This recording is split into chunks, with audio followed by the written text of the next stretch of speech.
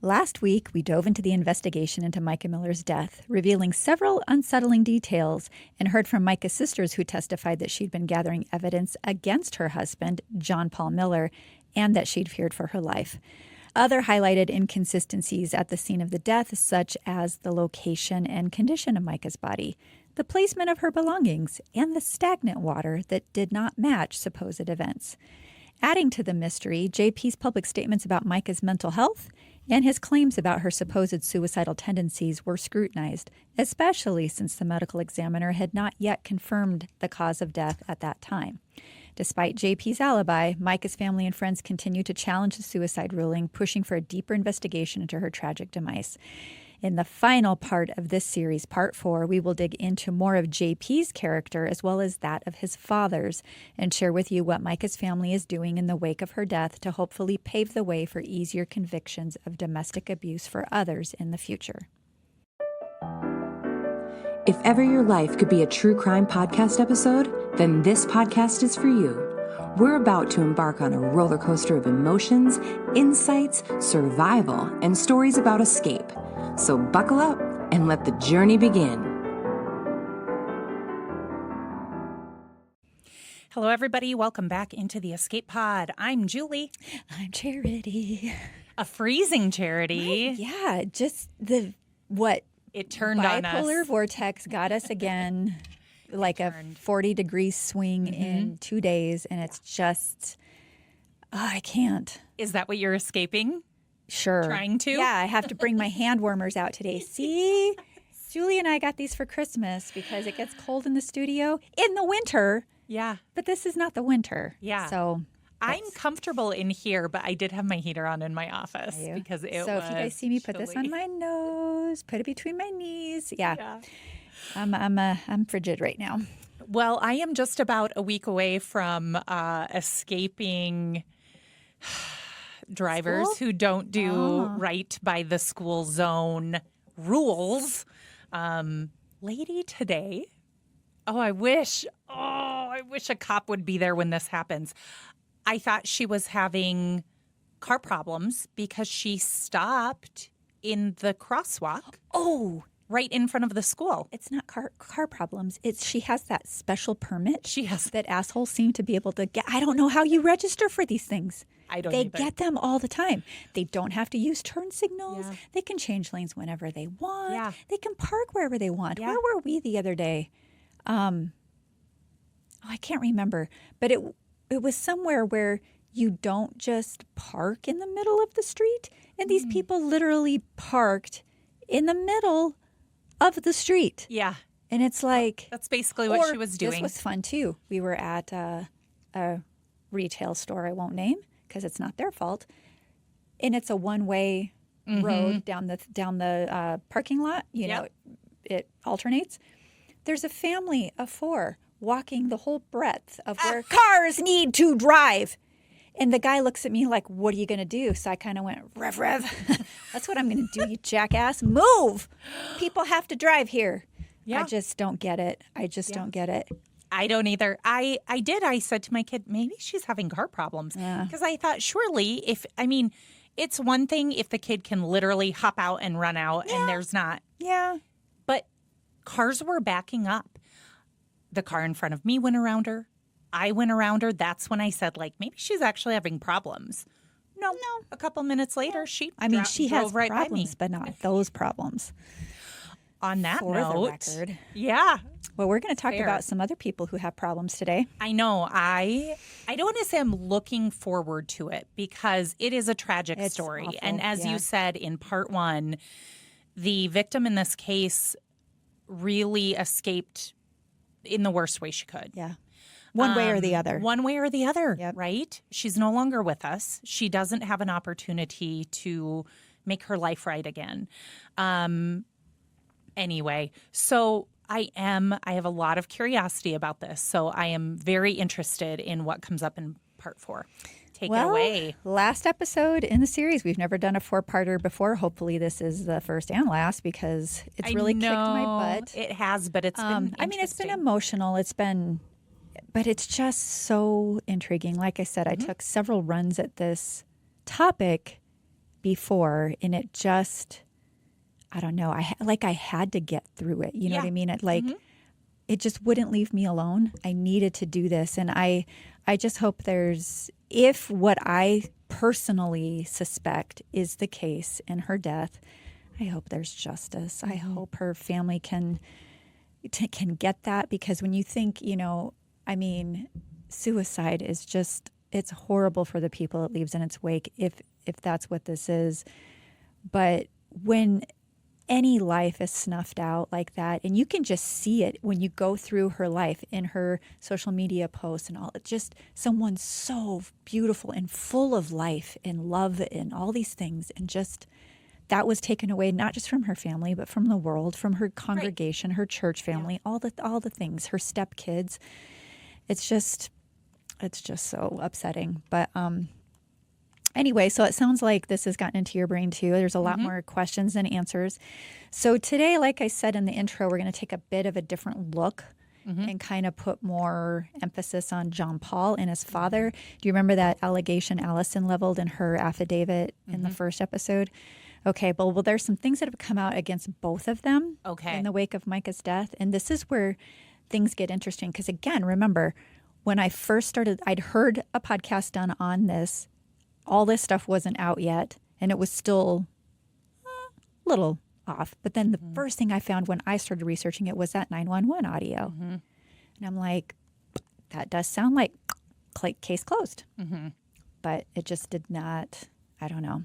So to be clear, Mica's death was ruled a suicide eventually. And to date, John Paul Miller has not been publicly named as a suspect in her death. Okay. But do you remember that weird statement he made to his congregation 12 hours after she died? Well, he did say she took her own life, even though at that point. It hadn't been ruled. He basically said she'd struggled with her mental health, and that he had arguments with her family about her need to take medication and her alleged suicidal thoughts. He said, if a doctor, especially 7 doctors, especially nurses and counselors, all say this woman needs medicine or she's going to commit suicide, you tend to believe them, he said, especially when she comes off her medicine, she tries to commit suicide. Clearly, this guy's not a very good orator. I don't know how he was a pastor, but anyway. That's neither here nor there, I guess. Sorry, my fingers are burning now. Okay, so one extreme to the other. That, and then remember, he also just kind of mentioned it at the end of a sermon in passing, and also don't talk about this with each other. So what do you think? That's a big ask. What do you think when you hear that? I mean, the I don't know if matron of your church, but the first lady of your church, is no longer among the living, and you think you're not going to talk about it? Why do you not want people talking about it, mister? Anyway, or how about this? He said during her, remember, he had a separate funeral from her family. They were not at each other's services for Mica. So during his eulogy for Mica, he said, she was beautiful on the outside, but I got to lay next to her body and spend time with her body about 4 times this week. And each time it still didn't hit me. I thought she was going to wake up. I even tried to raise her from the dead one time this week. What? That is creepy. That's what I wrote here. Full creep factor. Like you were. Yes. That is so weird. Beyond A. He laid with her 4 times. No. I don't know. It sounds like somebody to me that is racked with guilt. I just think it's weird. Well, guilt, no guilt. But also beautiful on the outside. Yeah, that's Come on. Oh, well, this does though speak to remember the sermon on how, what did he say? Something about how to make money and get a hot wife or something like that. Like, what the is wrong with you? Yeah. Everything is wrong with this person. And maybe it was his dad, and we'll get to that. So, and then remember when I said he had another mistress when Mica died? Oh, I don't remember that part. Yeah. So, yes, I do. Yeah. Yes, I do. Yeah. Yeah. Okay. So, sorry about that. In their statement on May 7th, the Robeson County Sheriff's Office shared that they determined Mica's husband, JP, was at an athletic event in Charleston, South Carolina on the day of Mica's death. Okay. Well, still don't buy it. But I will stress that they said surveillance footage placed his vehicle on Highway 17 bypass at precisely 2:22 p.m. on the day in question with an additional passenger present. I'm sorry, but since when is a person's vehicle the same thing as the person themselves? And then you've seen those footage videos of you can't quite see the driver. It's just right. Yeah. Like, I don't know. Authorities stated that neither he nor a woman he is allegedly romantically involved with were in North Carolina the night before and the day of Mica's death. Still doesn't add up to me. Also in the wake of Mica's death, JP was released from his pastoral duties, finally, at the Solid Rock Church for a time of healing, counseling, and guidance pursuant to our governing instrument. Their website had also been suspended. So whatever bylaws he had fooled the previous church council into thinking he had governorship, somehow they usurped him at this point. Okay. Maybe too many strikes finally. Also, when you can't walk back or explain away or he said, she said, because she's not around to say anything. Right. And John Paul, like so many narcissists, couldn't help himself. What do you think he's going to do, Julie? I don't know. Speak out. They all are smarter than everybody else. Yeah. So he said he was planning to present more than 350 pieces of proof that show his side of the story. This includes information, he said, on what Mica really thought about her family and her lawyer. I watched this video, and it was just blustery. It was all about him. Yeah. All about him. He's just one of the most cringy people ever. He said, people forget Mica corresponded with me more than anybody else on the planet Earth.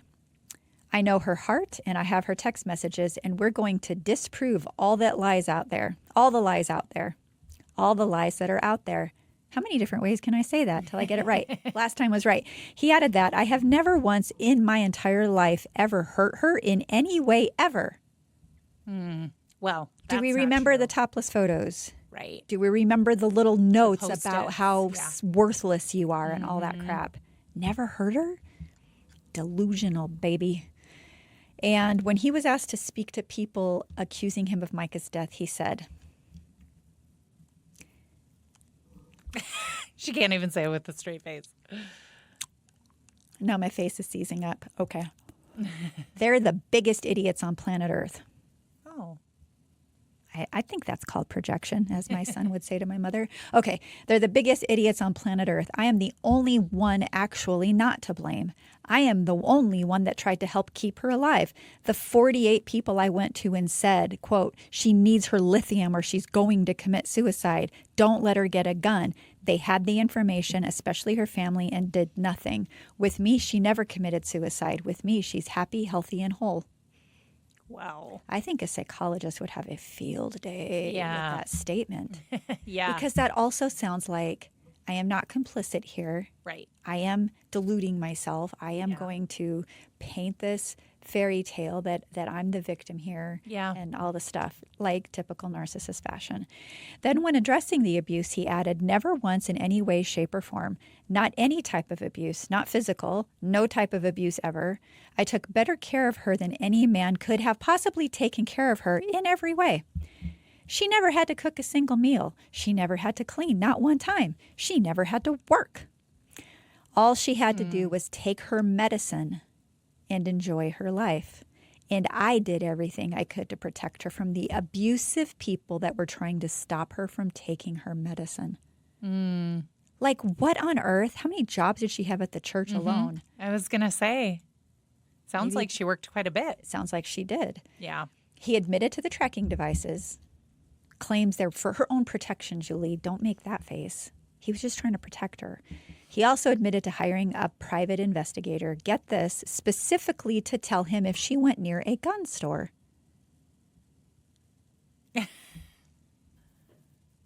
Huh. Oh, so now he's afraid of her? Yeah. Or I feel like he's just planting seeds. That's what I think. Okay. So remember Mica saying he had a bunch of guns in their home and that he'd been a felon prior. I Oh, can't remember if it was yes. Alison or Mica that said he'd been a felon. Well, John Paul was a Class C felon after pleading guilty to assault and battery of a high and aggravated nature in 1999 in Horry County, South Carolina. According to a post that I found from May 6th of 2024, this conviction stemmed from an incident in 98 Okay. where he was charged with hitting a woman with his car. Not once, but twice. Because you really sometimes just have to drive that point home. Oh. But, okay, so this was in Myrtle Beach, Sun News on September 26, 98. Okay. This felony conviction resulted in him losing his right to vote and right to purchase a weapon, though he applied later to have those rights restored, I think in 2021. So hit a woman with his car. She probably turned him down in all his perverted ways. I bet it had something to do with that. I wish I knew who she was. Also, since Mica's passing, 2 women have come forward accusing him of sexual assault when they were underage. Oh. Shock. I'm sure you are. Yeah. Okay. Yeah. And on November 1st, 2024, multiple law enforcement agents, including the FBI, conducted an investigation at his home and were seen carrying items out of the house late Friday afternoon, including boxes, a computer screen, and what looked like an external computer drive. Some sources say it's related to her death. Others say it's unrelated. But either way, they're clearly onto his trail for something that probably isn't going to bode well for this little punk. So now we're going to pivot. We're going to dive into these new accusations. So 2 women came forward after Mica's passing with some pretty strong accusations against JP and his father. Okay. Okay, so Interesting. we're going to call them Jane Doe. That's how they're actually filed in the court cases, Jane Doe's 1 and 2. So Jane Doe number 1 filed her lawsuit on February 25th of 25, alleging that John Paul sexually assaulted her in 1998 when she was 15 years old at the Cathedral Baptist Church. And again in 2023, which triggered repressed memories of the earlier assault. He was 19 when this happened. She said she was attending Sunday school at the All Nations Church when youth pastor John Paul engaged her in a seemingly innocent conversation. But then Jane Doe says John Paul forced her into his father's office, shutting the door behind him. He immediately became aggressive, physically overpowering the plaintiff and forcing her against the wall, the affidavit read. She pleaded with him to stop, afraid of getting caught due to the noise she was making. He led her from his father's office, forced her into his truck, and that's where he raped her. And I mean, she's 15. She'd been a virgin when this happened.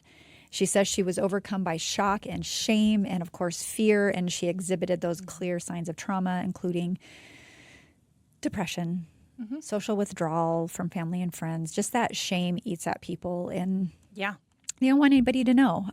Her schoolwork, academic performance, all of that declined.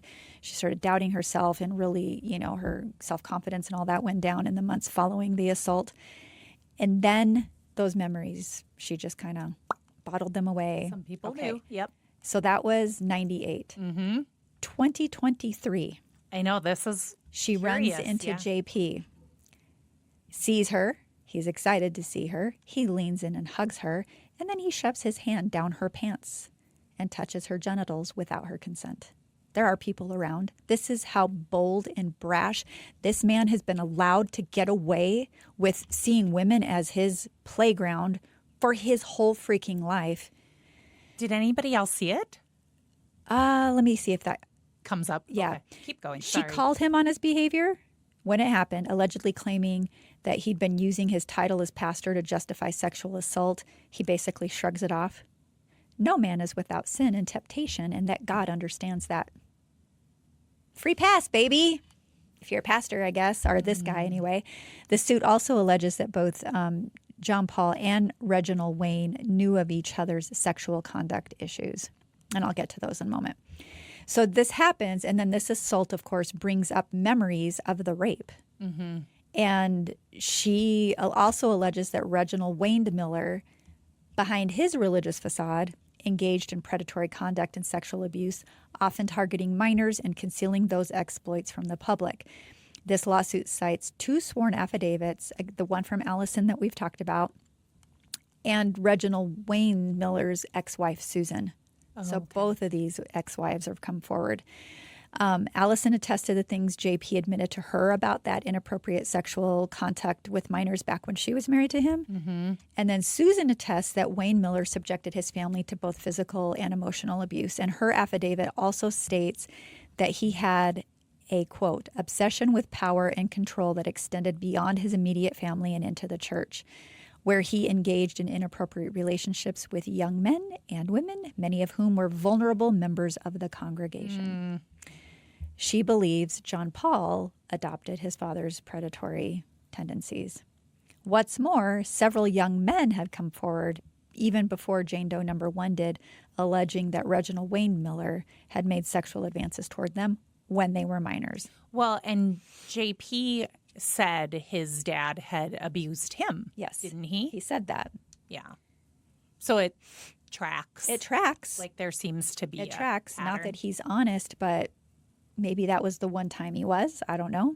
But it does track. If he was trying to explain and have Alison feel sorry for him. Correct. Yeah, Yeah. that's what I'm. Yeah, that's what I'm thinking. Yeah. Yeah, but my impression, so I didn't have it in the notes, but I feel like when I was reading all this stuff on Jane Doe number 1, it sounds like it was kind of like a social event. And he sees her, oh, hey, like your long lost friend. Or like I see you in a place that's out of context. Oh, Julie, Yeah. Except I don't stick my hand down your pants. You don't. I do not. I can't But say that's I've what ever he had did. somebody do that. Could you imagine? Oh. So I don't know if we've talked about this on the podcast, but a guy I didn't know one time. So I'm a very young mother. I mean, when my daughter's still a baby, we came back here to visit. And we went to this old dive bar that we like to go to in college, met some college friends there. And I think they were playing pool or something. There was a big wall down the middle of the bar. This was the dive bar, the old Hall Inn for those of you folks who are Rapid Cityans from back in the day.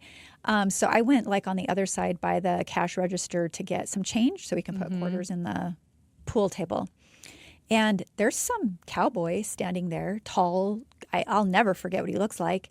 He came over. He just lifted up my dress. And my reaction, boom, and his head smacked against the wall. And I just started screaming at him about being like basically a caveman. Like, who the fuck do you think you are?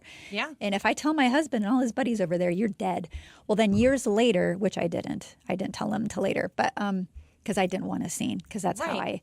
So years later, my husband is now a cop. And I'm on a ride along with him. And we go to the Sally Port, and there's that dumbass getting arrested also, probably for lifting up some woman's skirt or sticking his hand down her freaking pants. But just clear that he was so like, probably a raging drunk, probably just out of his mind. Yeah. You know what I mean? Yeah. And I like what I see, and I'm just going to try to, for it. does that work for you? Right. Gross. Yeah.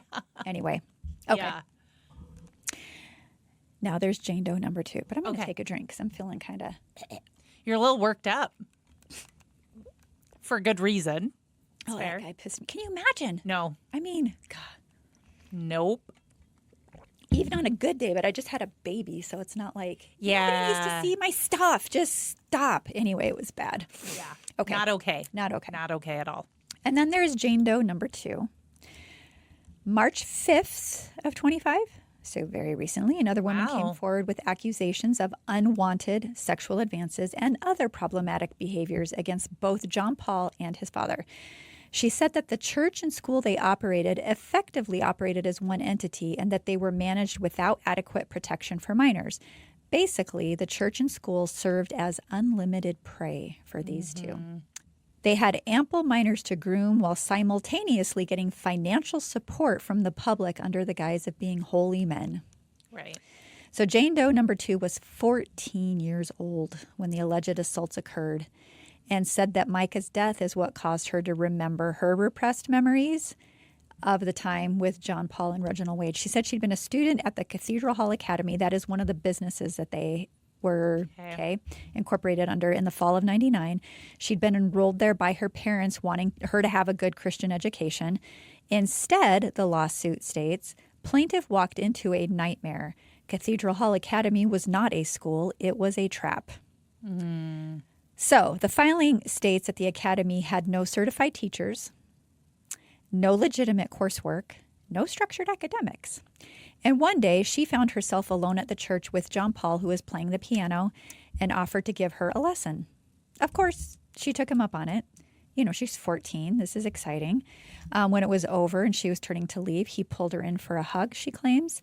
And then his hands, go under her clothing and he begins fondling her butt. She did report it to a teacher, but instead of concerns and support, she was sent to Reginald's office, where he began demanding she repeat her accusation. So she probably thinks, okay, someone's going to listen to me. But he brings JP in. She has to state this accusation in front of the son that just bullied her into this. Okay. She's terrified, but she still told the truth about what happened. And his response, this is Reginald's response, was to just shout at her about not lying about his son. And she was forced to write, "I will not lie about John Paul Miller," 5,000 times. It gets worse. From that day forward, they pack mentality'd on this girl. They tormented her. They turned other students at this false academy against her, calling her a whore, a liar, a slut. And I mean, we talked about it in my whole Pentecostal experience, being young and being called these things, just for not having a faith-based family. I mean, whatever. They humiliated her daily. Then one afternoon, 2 girls grabbed her from behind, ripped open her shirt, stuffed tissues into her bra, and JP was there the whole time laughing along. Another day, she was shoved into a bathroom stall, slapped by another student, and then even had bug spray sprayed into her mouth and eyes. Yeah. Gross. You just catch a whiff of that stuff. It's awful. When she was found crying, Reginald told her to stop disturbing the Lord's work and repent for your lies. So they just were not going to let up. On yet another day, JP finds her alone in a classroom, and he tells her that she'd failed a test. But if she stayed after class, he could fix it for her. She obeyed, having been so defeated, and he began asking her questions about if she liked him or if she had a boyfriend. Then, as predators are wont to do, he moved his hand to her knee, eliciting the freeze response in her. Meanwhile, he was whispering that he could offer her protection if she wanted it. Fucking creep. Then he grabbed her. He physically assaulted her by putting his hands under her shirt and touching her sexually. She struggled to push him away, but he was stronger and allegedly pushed her down. In yet another instance, she suffered. She'd brought a Harry Potter book to school and was sent to the office where she was told she was a servant of Satan. I guess billions of people on this planet are just screwed. Thank you, J.K. Rowling. And that if she continued down this path, whatever the hell that meant, she would be raped by demons. Oh. Yeah. Well, I mean. But remember, they have an inn, and they have an inn with demons. So, Okay. I don't know. Maybe that's where they're taking their cues from. And then Reginald Wayne, because clearly he's a theatrical MFer, sets the book on fire. Oh. And then beats her over the head with a Bible. This is a 16-year-old child we're talking about. How old's your oldest? Right. 14. Yeah. Can you imagine? Yeah. No. Yeah. I mean, the gall is just unbelievable. She also states she is in possession of text messages from John Paul where he admits to having relationships with 2 different 15-year-old females when he was 19 and the youth pastor at this church/school/ trap or whatever it was called earlier. It would seem he has a thing for 15-year-old girls, and it didn't end when he was 19. So now let's pivot into the advocacy work Mica's family has launched in the wake of her passing. So after her death, my understanding is that they were able to go through Mica's private journals. And those detailed some pretty serious accounts of the abuse she allegedly endured at the hands of her much older husband. Their argument is that all the things she endured should be considered a form of domestic violence. And that is what they're pushing for in the state of South Carolina. So essentially, it would expand the definition of domestic violence to include any behavior that makes a person subordinate or dependent by isolating that person from sources of support, exploiting the person's resources and capacities for personal gain, and depriving the person of the means for independence, resistance, or escape. I can 1,000% get behind that. And I want to stress that prior to the release of this list, the extent of her suffering had not been known by any single person other than Mica and probably her husband. And the following is now what they're calling Mica's list. Okay. So if you hear that referenced or if it spreads across the country, this is what they are advocating. And these are all the things they believe John Paul did to their Mica before she died. I'm going to cry again. Okay. All right, this one's not going to be a surprise. Isolating Mica from her family and friends by confiscating her cell phone and hiding it from her. Depriving her of basic needs, including sleep and transportation. Stalking/tracking her whereabouts using private investigators and GPS tracking devices. Ignoring requests or demands to be left alone, including an alleged instance in which, after a police officer warned John Paul to stop contacting Mica, he allegedly trespassed into her gated apartment community to leave a present on top of her vehicle. I don't know what the present is. Destruction of property. According to Mica's family, John Paul allegedly intimidated her by destroying her property, including keying her car, denting the hood with a dumbbell, slashing her tires on at least 5 occasions, and cutting up her passenger seat. Sexual promiscuity. Mica's family alleged that John Paul cheated on her many times and frequently sent nude photos of himself to other women. The list states that Miller even paid a woman from church $10,000 to destroy a sexually explicit video of himself and that he paid for sex with both men and women. Threats. John Paul would allegedly, quote, make videos of Mica in private settings and then threaten to upload them if she did not do what he wanted. In one instance, he posted that topless photo of Mica to the internet. Invasion of privacy. John Paul also allegedly actively sought out Mica's journals and diaries in which she kept a log of the abuse she claimed she was suffering. When he was able to locate them, her family says he destroyed them so she wasn't able to use them as evidence to prove his destructive behaviors and abusive tactics. They also claim he erased evidence, photos, videos, and writings she kept on her iCloud and cell phone. So remember when he he didn't break in. He went to had her committed, went into the hospital, took all her stuff. This is what he was doing, was taking care of business. Yeah. Because he knew she was ready to expose him. Convenient to get her. It just seems so convenient to have her committed, right? He's just trying to save her life, Julie. Come on. Did he talk just like that? He did. I mean, you heard that blubbering on the grass video that I played for you. Freak. Anyway, manipulating her devices and identity theft. Once he gained access to Mica's technology, he allegedly changed her passwords. He took over her social media accounts. Remember the 911 call? She's telling them he is impersonating me. iCloud, cell phone, email, and then he communicated with others as though he were Mica. He allegedly sent emails and texts from these accounts admitting bad things in an attempt to disgrace her name, engaging in lawfare. And in order to continue to control and intimidate Mica, her family alleges that John Paul often abused the legal process, including filing papers twice in probate court to have her involuntarily committed, claiming she was manic and a danger to herself. Claims which the presiding probate judge did not agree with, except for the one time. Do you remember that episode we did on, I don't remember the guy's name, but the roommate, the guy who would not leave. Yeah, the serial And slaughter. he was really good in lawfare. I loved that term. He was really good about that too. Yeah. Or not good. He was skilled Skilled, yes. Very. for nefarious purposes. Correct. Drugging. According to Mica's family, John Paul forced her to take lithium and forcefully gave her testosterone shots in her arms, thighs, and buttocks. He also allegedly made her swallow pills in his presence, and if he thought she didn't take them, he would cut them up and put them in her food. Yeah. Assault. Mica's family also claims her ex-husband physically abused her without leaving marks by allegedly finger punching her in the throat, holding her against the wall by her throat, slapping a drink out of her hand, taking a plate of food out of her hands while they were out in public and throwing it across the room. And remember that one 911 call? Remember there were several right before her death? And she was talking about him strangling her. Yeah.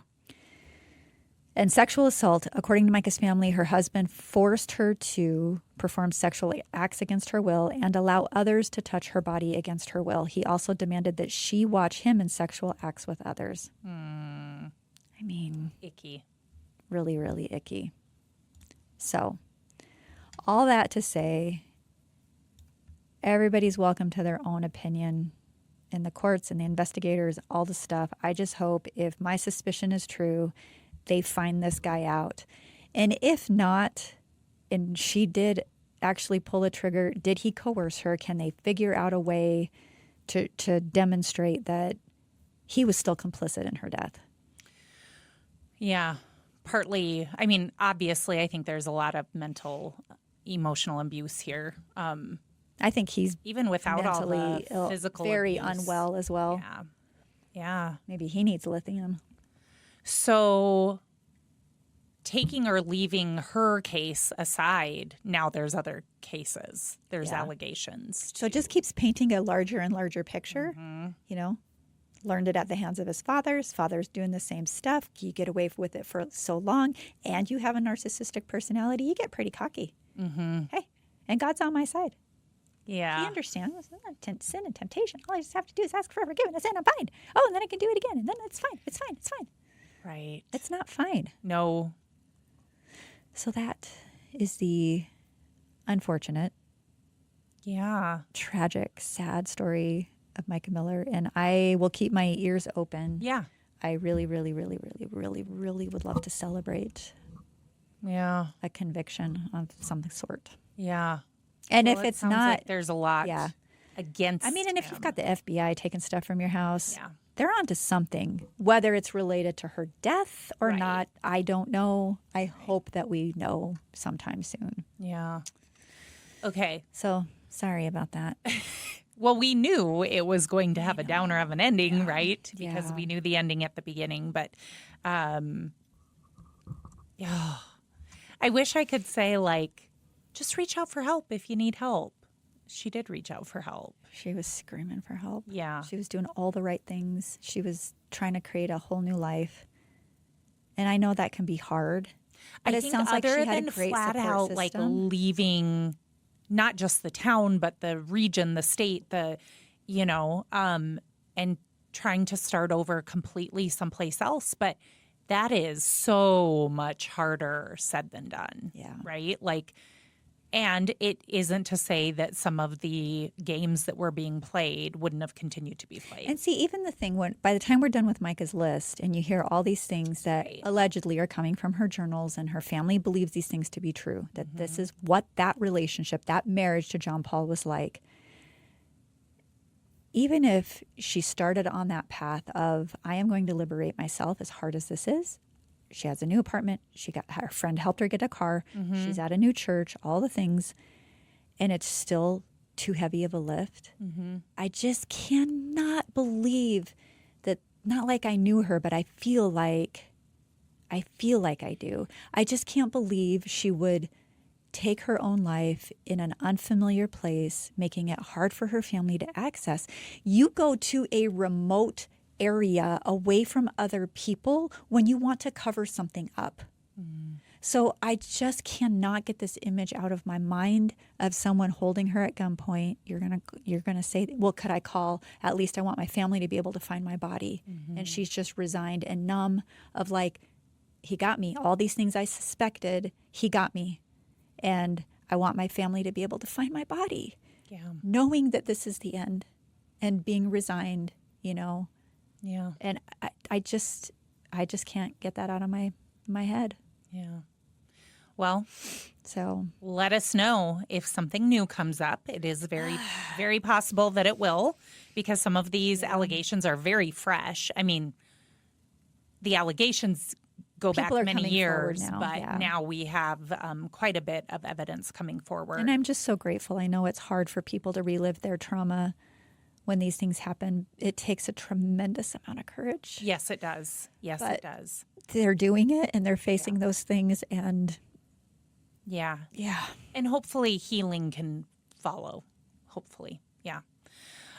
We definitely need a break. We're going to take a quick break. Listen for the latest on our May listeners contest, and we'll be right back. Hey, escape artists, grab your Traumedy Nerd hats. Spring is here, and we're blooming with some fun. Drum roll, please. See that? I love it. Introducing the Escape Pod Spring Trivia Challenge. It's your chance to flex those survivor smarts and snag some swag. Starting May 14th, we're dropping weekly trivia questions from our wildest escape stories. We'll post each week on our Facebook page at escapepod.traumedy. Answer correctly in the comments, tag a friend, and bam, you're getting a free Escape Pod sticker.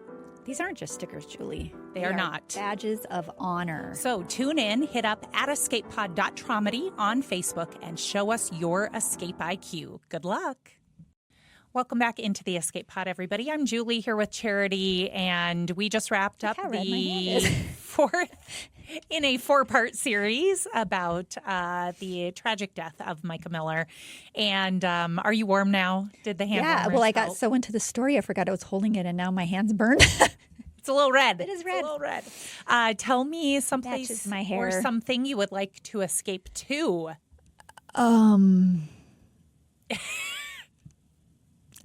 I think it's my brain. Like, Turn it off. well, here's Try the to deal. turn it off. Because, we make our employees here take PPL or lose it so that you can handle your mental health situation, right? And keep on top of it, because our direct service providers have very difficult jobs. All of our jobs here are very difficult in different ways, but equally difficult. And I just had a talk with our board president today, and she's like, you need to take time off. Yeah. Charity. And I'm like, How? how? That's the hard part. How? Yeah. How? Because a lot of my time off lately it's taking care of my mother-in-law during business hours of things she needs done during business hours. You know what I mean? So it's like, that's where my vacation time is going to. I mean, I ate up all of my carryover moving her. Like, so I don't have as much to work with as I normally do. And so then that's stressful, because I really do want to take time off. I need to. I don't want to, because we have so much momentum. I want to keep going, but I'm breaking. So last night we had an event, and I looked at my husband and said, not going. If you want to go, go. I'm not going. I'm going to sit in the bathtub. Good. I'm going to drink a carbless. I'm going to finish watching Lady Chatterley's Lover.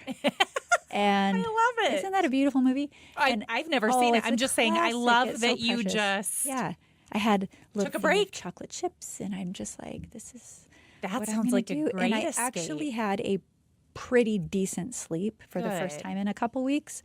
So I'm gonna just keep trying that. I Yeah. don't know. Maybe we do happy hour tonight. I don't know, but then it's gonna be just go to bed early. Yeah. and I don't know. Sometimes it is the little things that just making sure you're doing Like, those little all I things can do. can help. Well, then even like, okay, so he was going to the thing, and I'm like, well, you see my big chip? I'm like, I need to redo my nails.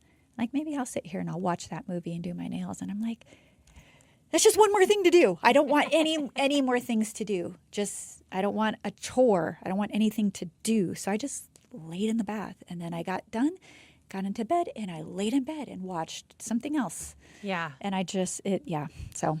Well, we're gonna different keep on with because that thing. I have to do a little work from home because I work a little shorter work day. Thankful for the flexibility that I You're was given many welcome. years ago.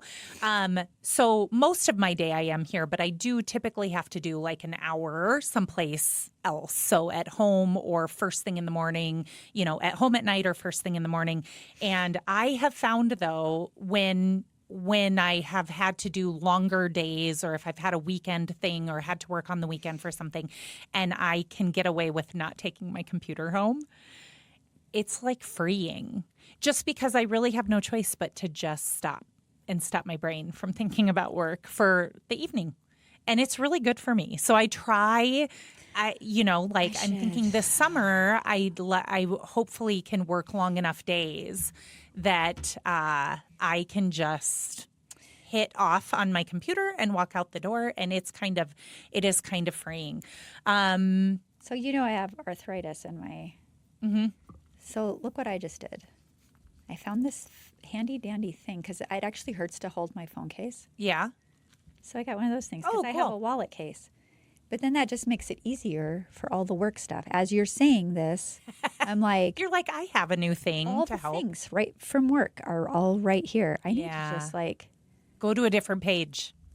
Yes. Maybe I need to do that or just turn off all the alerts or something. Yeah. But then as soon as I do that, it's going to be, well, anyway, I'm just going to have anxiety attacks. So I'm just not going to even stop. Please don't about have it. anxiety attacks. Okay.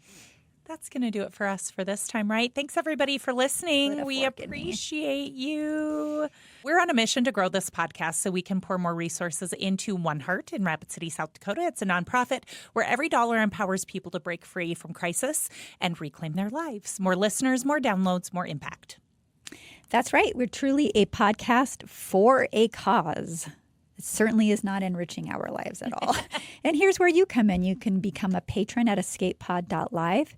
I think our tiers are $2, $5, $10 a month. So for just a minimal amount of contribution, you can unlock bonus content. We have a lot of good stuff on there and brewing, but you can also unlock the warm fuzzies of knowing that you're funding real life breakouts, and it's a win-win. Yeah. Just for a few bucks a month, you're not just a listener, you're a hero in our story, helping us change other people's lives. Yes, and please download. Downloading episodes beats streaming every time. It boosts our stats, pulls in more ad revenue, and helps us climb the charts so we can reach even more ears. Share us with a friend, rate and review wherever you listen, and hit the download button. It is a tiny click with a big ripple effect. I will say, since we've added video, It has helped. Yeah. I don't watch my podcast, people. I don't get it, but thank you. Yeah. Thank you. Clearly, people like that. So we really want to hear from you. Connect, Charity, your hair's too red. Hey, I've had worse. Fine. But you can connect with us at escapepod.live. Follow us on our socials. Drop us a note at justbecause at escapepod.live, or send your wild escape story to escapeartist at escapepod.live. Maybe we'll read it on the air. Yeah. Maybe. It would. And if you haven't caught our bonus mini-sodes yet, weekly content, we also have some gated content, a trauma toolkit that has been a lot of fun. How you doing with lesson number 1? Better. Yeah. Yeah. Well, I liked your thing from today. Do you want to read that real quick? So this is how serious Julie is about the lesson number 1, which we developed it for not, was it that the procrastinating one? Have we done that one yet? Did we do I don't think we've done that one maybe yet. we're getting to that one. But Julie is a notorious procrastinator. She admits it. And she found a meme. the best thing today ever.